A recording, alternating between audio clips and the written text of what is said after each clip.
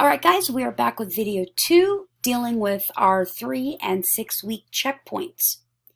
So the first video was over where to find these checkpoint questions, and then kind of what unpacking details, giving the kids the questions, having that discussion about skills that they would need to answer the questions, and then sharing with them the rubric so they know how in depth their answers need to go. And when you teach the unit, these kids are going to know what skills they have to have by the time they finish the unit to handle the checkpoint or the assessment. So that way there's kind of an end in sight. They know what the end goal is. They know what they're going to be expected to do so that during the unit there's a reason for what they're learning. So before that 3rd or that 6th week of the quarter, you will receive a copy or digital copy of the actual checkpoint. It's going to look a little more star-like. It'll have a heading and it'll have the typical star or district assessment directions.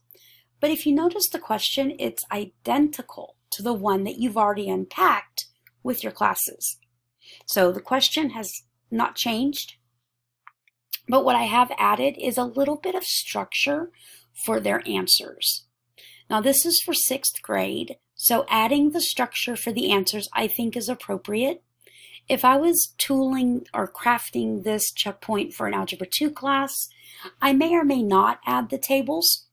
However, sometimes it helps kids organize their thought processes when they have a place to put their answers, and it's a little more organized. So nothing has changed on the question side, but I did add a table for Ms. Vasquez's class, the pictorial concrete model fraction decimal, and I added a table for Ms. Mays, again, concrete pictorial fraction and decimal. Then Ms. Vasquez's class, they were asked to shade a 10 by 10 grid and give the fraction and decimal equivalents. And Ms. Mays' class was shading a strip diagram, and again giving the equivalent fractions and decimals.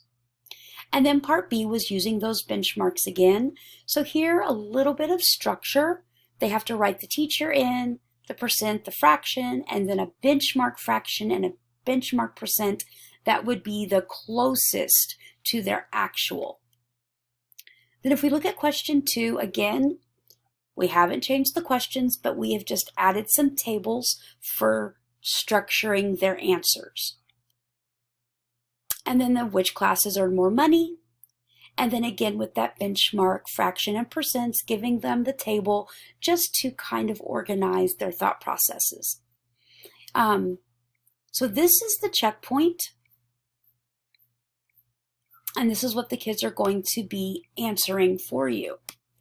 The second thing is once they take this checkpoint assessment, it will need to be graded.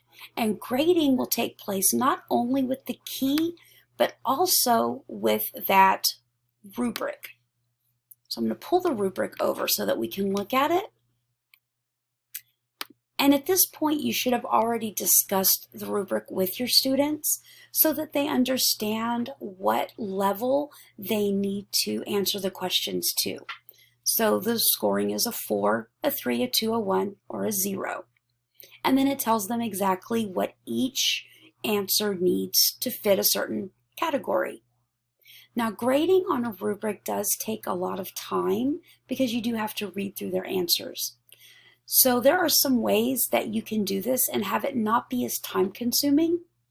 One way is to only review or grade one question, to the 2 parts of one question, or pick one section or part A on question 1 and part B on question 2 because they're really covering related skills.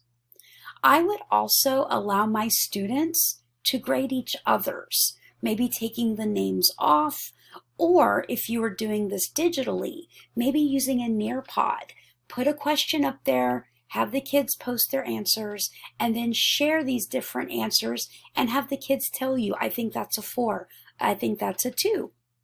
And so you have a little bit of calibration going on with your classes and they're learning how to use a rubric, and then be a little more objective about their answers and the answers of their classmates.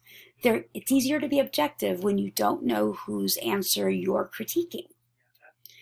So since these are not part of Edudence and your admin team does not have any access to these scores, they are 100% for you and your students.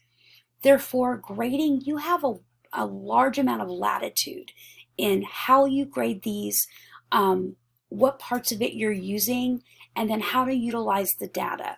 You'll notice the data from this can get really specific. So not only are you going to get a lot of good data to drive instruction, but kids are going to really know exactly where they're struggling so that they can work on those specific skills. So if I got the pictorial and I got the fractions, but I really struggled with the decimal part, then that's obvious. I need to work on decimals. Or maybe I don't have a clue what benchmark percents are. So you're going to really be able to drill down and find those small elements where kids could use a lot of refining. So checkpoints, they are open-ended, they are constructed responses. STAR is heading that direction, so we want to be ahead of that curve so our kids aren't caught off guard by this new type of questioning. But also use these as data collection devices so that you can more individualize your instruction with your students. All right, guys, I think we have covered what we needed to with this information. I hope it helps, and please reach out if you have any questions. Thank you, guys.